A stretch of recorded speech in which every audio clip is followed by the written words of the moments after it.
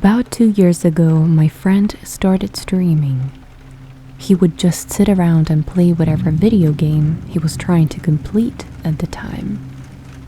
It wasn't uncommon that he wouldn't have any viewers, and knowing how rough his home life was, I started feeling bad, so I subscribed to his channel and would chill with him whenever he was on. I thought if I was there, he would have someone to talk to and keep his mind off of things that were bothering him. Not to mention, if someone happened to check the stream out, they would see he was talking and engaging with a viewer, which always helps convince people to stick around. It went like this for a while, and now and then he would get new subscribers and even some fans of his content. People would ask why he was muting his mic all the time. I can't say for certain, but I think it was because his parents would start fighting and he was embarrassed. Over time, people began to notice that his room was getting messier, and eventually that it was pretty common for him to wear the same clothing for days in a row. I tried my best to encourage him and be a good friend, telling him that he should just focus on streaming because he was starting to get an audience. It wasn't too long after that topic that his streams suddenly stopped. Waiting there for his scheduled streaming session to start, watching the chat complain that it hadn't yet, felt lonely in a weird way. I wondered if maybe I was using his stream as a means to escape too, or something I could pat myself on the back about. You're doing a nice thing. I know that sounds selfish. The stream hadn't come back up. I check every day. He would typically stream for a month, and he never showed up. We weren't super close, like the hang out at each other's houses type of friends, but it still stung that he had never said goodbye or let me help him any further. He never really said anything to me after that last stream, which sucked, but I had to move on with my life. I couldn't sit there staring at a blank screen all day waiting for something to happen. You know how it is to lose track of days, how friends can come and go sometimes, and before you know it, it's years later and things feel completely different. I still check in on people streaming now and then, mostly as background noise while I work on projects or whatever. I have a few people I subscribe to, content creators that I knew wouldn't distract me. So imagine my surprise last week. I sat down to work on my term paper. The silence made it hard to concentrate, so I went on the old go-to. Then as I load up the people I subscribe to, I feel a nostalgic shiver wrestle with my spine when I read Andrew and Vane, now live. I'll be honest, I had kind of forgotten about him. Maybe not forgotten, but he hadn't been at the forefront of my thought for quite some time. Seeing his channel live gave me a somber ping in my throat, a lump of repressed memory that was hard to swallow. I could see the view counter was 0 and a low-res image of someone sitting in front of a camera. I stared at the red dot indicating the stream was live, wondering if it was some fluke or some sick joke. Thought about just ignoring it for a while, but then I remembered all those nights I hung out in the stream with him. It couldn't hurt just to click it, I thought. Listening to the soft click of plastic my mouse gave off, I watched the screen load up in Andrew's stream. I couldn't believe it. There he was, just sitting in his room. I think it was his room anyways. I could only make out his face illuminated by the computer screen and a vague collection of shapes in the background.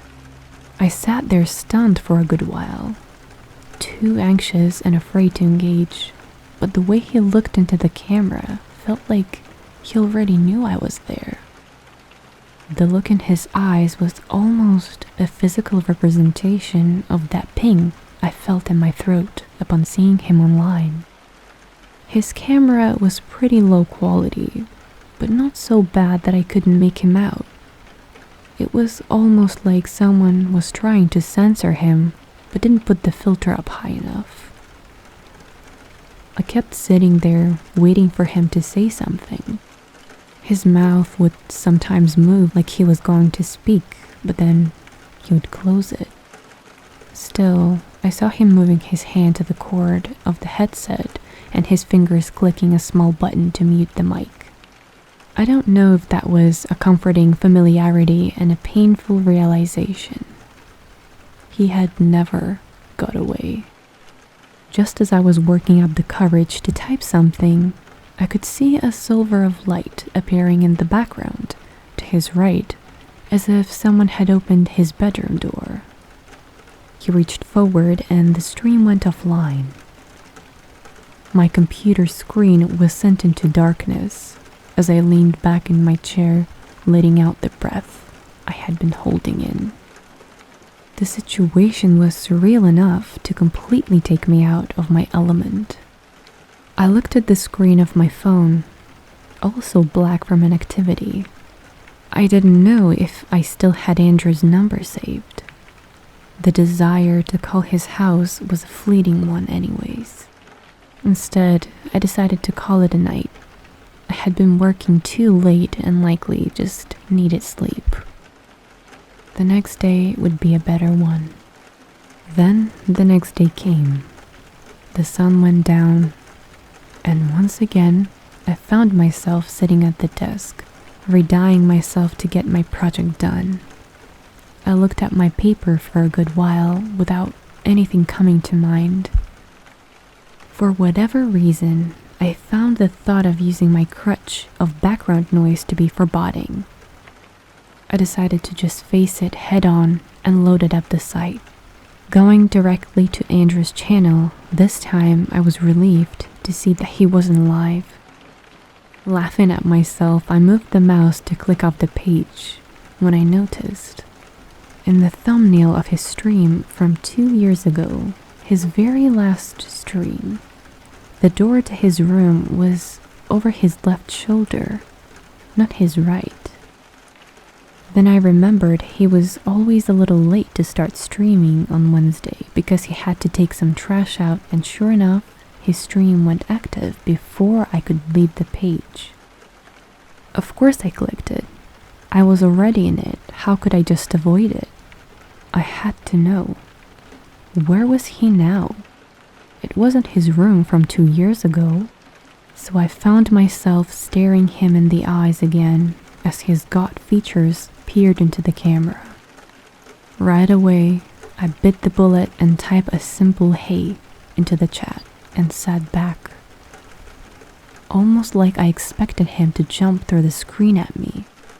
His head moved slowly to the portion of the screen where the chat would come up. His lips curled as he read the message.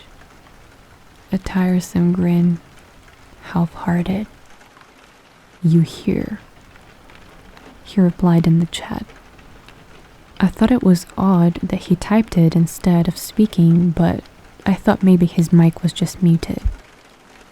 "Check this out," he typed before I could get a response in.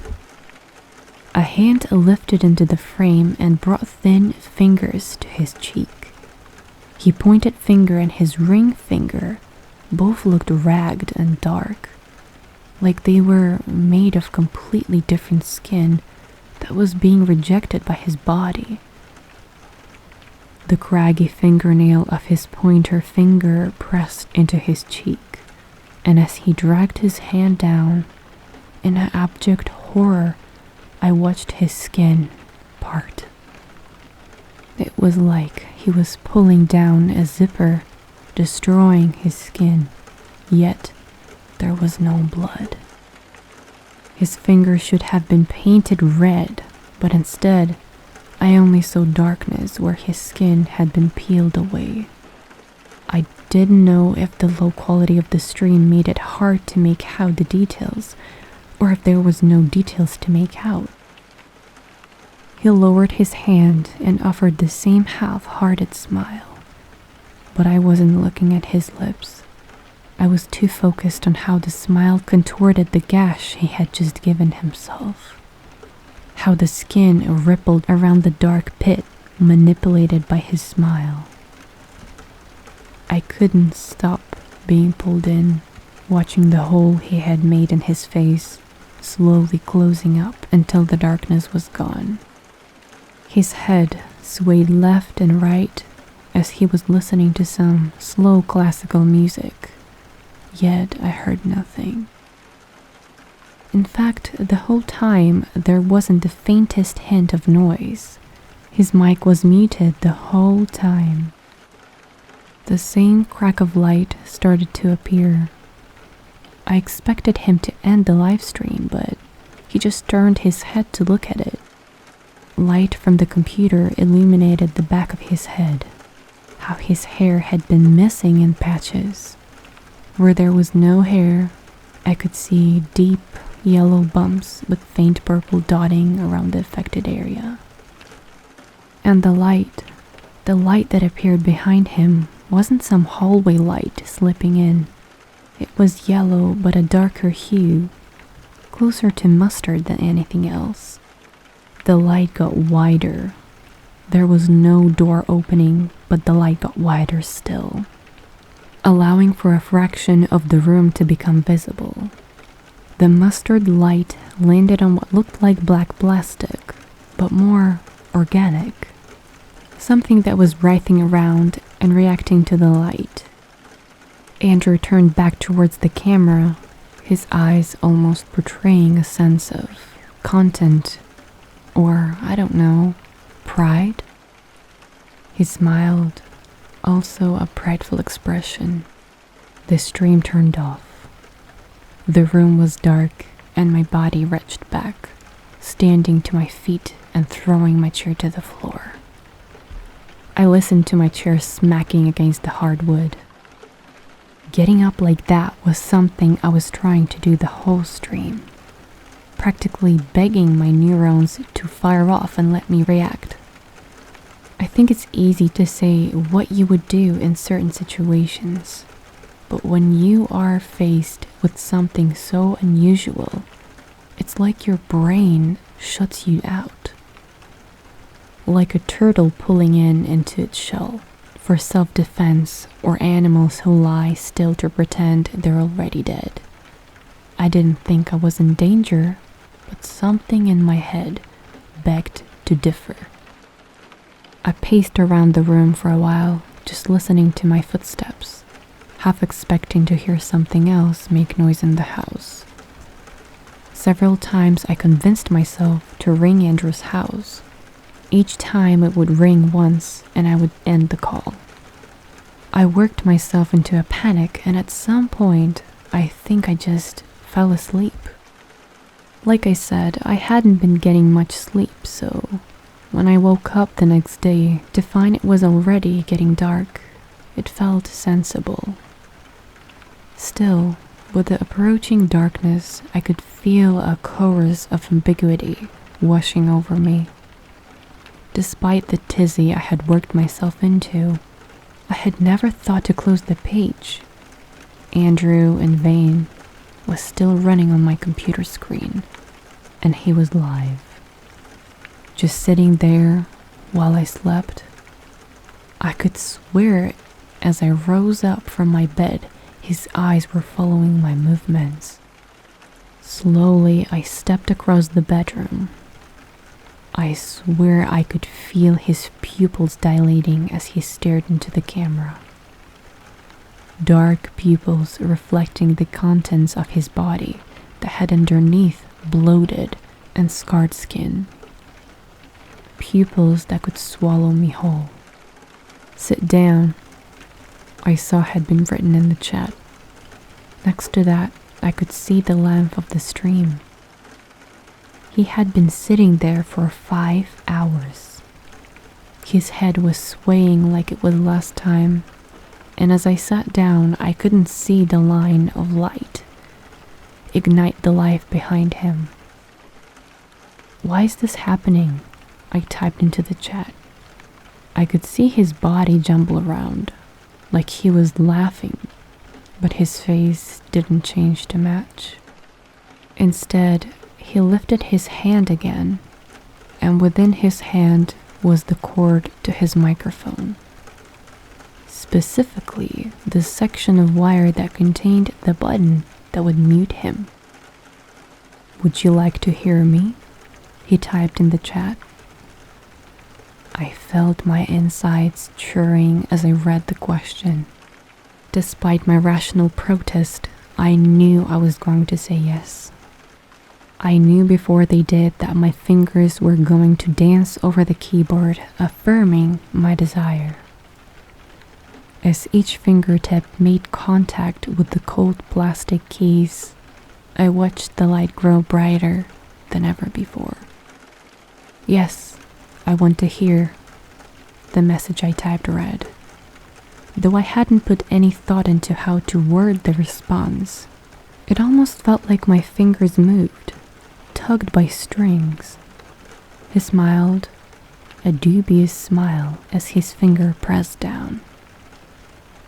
There was a soft click, and then I could feel my body slump over and my sensibilities become completely hopeless. From Andrew in Vain's stream, I hear chorus, an overwhelming and all-encompassing cacophony of wails. A torrid and perpetual berating of screams emitted from my computer speakers. It sounded like I was playing every grisly murder scene in every horror movie I had ever seen.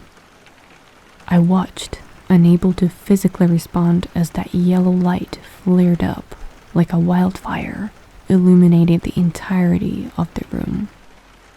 The entire floor of that room, the walls of that room were all the same black and leathery texture. Every inch of it squirming desperately. I could make out vague shapes of fingers reaching up and faces pressed against the fabric. The membrane of the room Andrew sat in. Unable to move, I just had to accept the bile filling my mouth and dripping out from my slightly agape lips. Andrew just smiled at the camera, lifting his fingers to his mouth. He spread them out to grasp the corner of his mouth and eyes. Fingers dug in like before, and he pulled his arms to the side, stretching the skin more and more. I had to watch, listening to the soundtrack of shrill and unrelenting cries for help, and Andrew impossibly pulled his skin away from his face. It would have been almost cartoonish watching a portion of his face remaining in front of the camera, as darkness undulated around it, his eyes drifting into the darkness like it was a black hole stealing his features, his hands returning, placing the rest of his head back where it belonged so he could give me one last look. "Guess where I am," he said. I heard his voice, deep and gruff stuttering of words that barely registered to me. And then the stream ended. I don't know. I don't remember what I did after that. I don't remember even knowing what to do.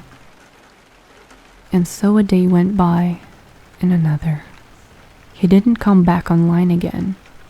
I remember that. I sat for a while watching his final stream before vanishing for 2 years. I played it over and over, letting those memories wash over me. Remembering what it felt like when my mother called me downstairs and explained to me that Andrew's mother had called in solace to let me know that Andrew had passed away. Remembered watching the news that they weren't ruling out foul play, but suicide was most likely the answer. I watched the stream so many times now, watching him looking at the camera for the last time when he was alive. His last words, I think, were directed towards me. They were always his last words, as a sort of sign-off. But in that particular stream, the way he looks at the camera, even now on rewatch, feels like he's looking right at me. And as he says those words, I can see on the wall to his right a small silver of light reflecting on the wall. I used to think it was from a passing car or the sun just bouncing off of something. But when you know something exists, when you know something can exist, you start to see it everywhere. You can't forget you've seen it. I don't think I'll see Andrew and Vane channel active anymore, but I have no doubt I will be seeing him again, as he always said before he turned his stream off. Thanks for joining me today. I'll see you in hell.